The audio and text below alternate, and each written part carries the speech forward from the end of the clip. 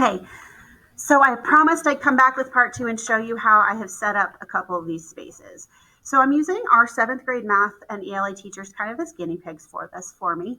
I'm going to show you how I set up the math one first, just because it was the easier and faster of the two. So I went to our math teachers, a couple of them, and said, hey, if you could really hit one standard hard and do some extra practice on one standard before testing, what would you want to do? And they suggested probability and proportions. So what I did is I created a space for probability and proportions. So you see this probability and proportions practice area. So what you do when you create spaces is you get something that looks like this, okay? You give it a title and then you kind of tell it what you want. So I said, create a study space to review these two seventh grade math standards. I made sure I specified that they were seventh grade math.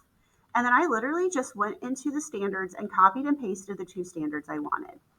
Then I told the space to structure, or I told it to structure the space as a game. So I wanted it kind of gamified to be kind of fun.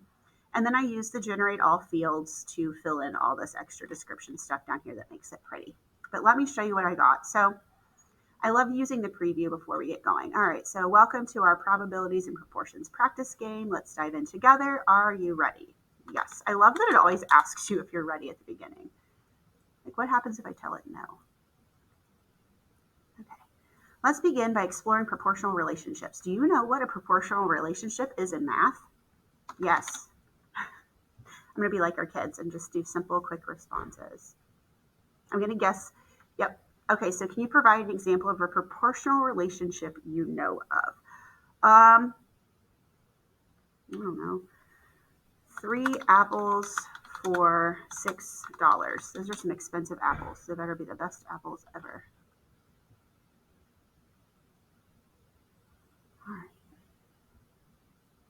So if I'd have told it no, it would have kind of prompted me and walked me through. I will say the preview runs a little slower than it does when you actually run a space. So when you're running it as a space, it moves much faster than what it's doing right now.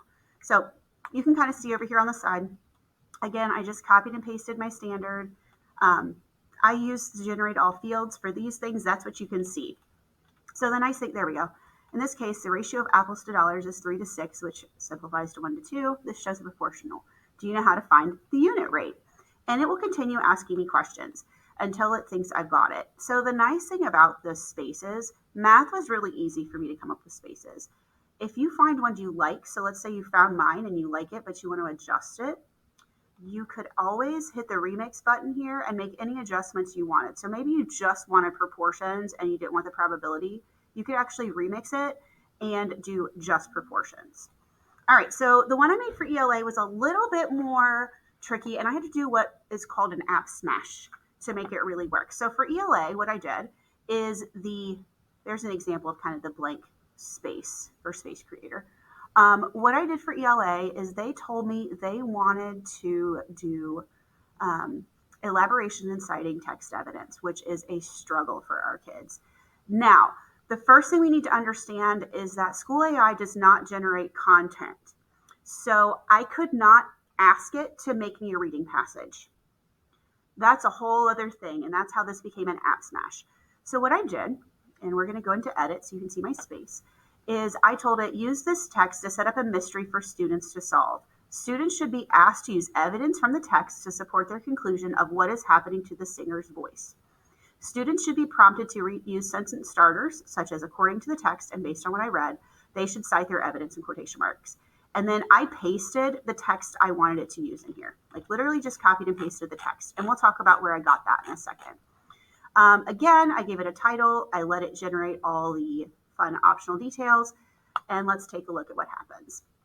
So again, it's going to be like, hey, are you ready? Oh, wait, no. Welcome, detective. We embark on a thrilling journey to uncover the mystery of Luna Nightingale's missing voice. Let's dive into Luna's diary entries, analyze the evidence, and piece together clues to solve this puzzling case. Let's start by exploring her first diary entry to set the stage on our investigation. What stands out to you in Luna's initial reflections? So here's her diary. I created this sort of, kind of, so you can kind of look and see, okay, what sticks out to you? So let's see. Ooh, if she feels like music is her destiny. So let's do that. Luna feels like music is her destiny. I'm extra. I'm going to go ahead and put it in caps because it sounds like a big deal. Okay, so now it's kind of thinking. Again, it doesn't take as long to think when you are doing it in a space. Okay. Blah, blah, blah, blah, blah, da, da, da, da, da, da, da. Let's delve into her diary entries to unravel the connection between her emotional journey and the mystery surrounding her disappearing voice. Which diary entry would you like to explore next for clues? Let's look at diary entry number 3. And again, I keep clicking on that window. Let's look at diary entry 3. What's it going to ask me about entry 3? I love that it asks me which specific diary entry I'm going to look at.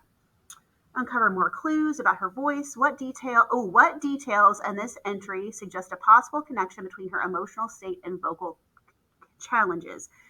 Feel free to use evidence from the text to support your analysis. What do you think is significant of Luna's emotional struggles in relation to her voice issues? Oh, let's see. My vocal coach is concerned. Ooh, look, I fear that if I acknowledge the problem, it will become real and I'll lose everything. That feels like an emotional clue. Let's put that in there. This seems like a clue. Boop, paste, boop, boop. Let's see what it says. And then I'll go into how I made the diary entries here in just a second. Thinking. All right, now look, I put my clue in there, and now it's asking me to connect how my clue fits to the answer to the question. Love it. Love it that it's making me make connections. Okay, so where in the world did I get 12 entries for Miss Luna Nightingale's diary written at a 7th grade level? ChatGPT, babies. ChatGPT. So here's what I did. I went to ChatGPT.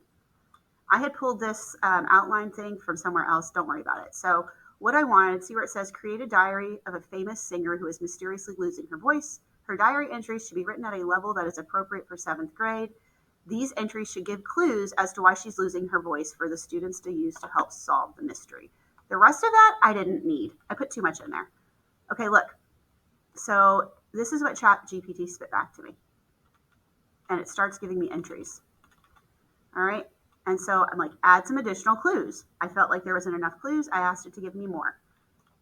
So it started giving me longer entries with more clues. Then I was like, okay, give me some more entries. So now I have 8 entries. Okay. Well, now I want an introduction that introduces the narrator because they didn't tell me who she was. So it spits out an introduction. I read all of this.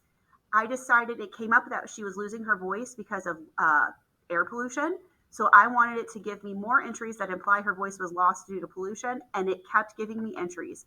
I dropped the entries into a Google Doc. I made it look cool, real simple. These are all at 7th grade level because we're getting ready to start for 7th grade testing. But what you could also do is use the same tools, use Magic School or another tool to basically change the reading level as well. So after I went through and built all of the diary entries, there are 12 that I literally spent, 20 minutes building the diary entries and the space, legitimately 20 minutes. I then took some of these and dropped them into a text leveler and dropped down the text level for our students who are IEP students so they would have something at a little bit easier reading level. Did it take me some time? Yes. But there is no way I could have done that in 30 minutes or less without using ChatGPT, without using a text leveler, and have that interactive practice. You could do some really cool stuff with these tools if you know if you're comfortable doing it and you kind of play with it a little bit. If you have any questions about building spaces or want me to help build a space with you, please ask me. I love doing this stuff. This is what gives me joy. Be doing more of the coaching side of being like, hey, I would like to do this with my kids. Do you have any ideas? It doesn't have to be AI. AI just is my thing right now. So let me know if you have any questions or need anything. And as always, have a wonderful day.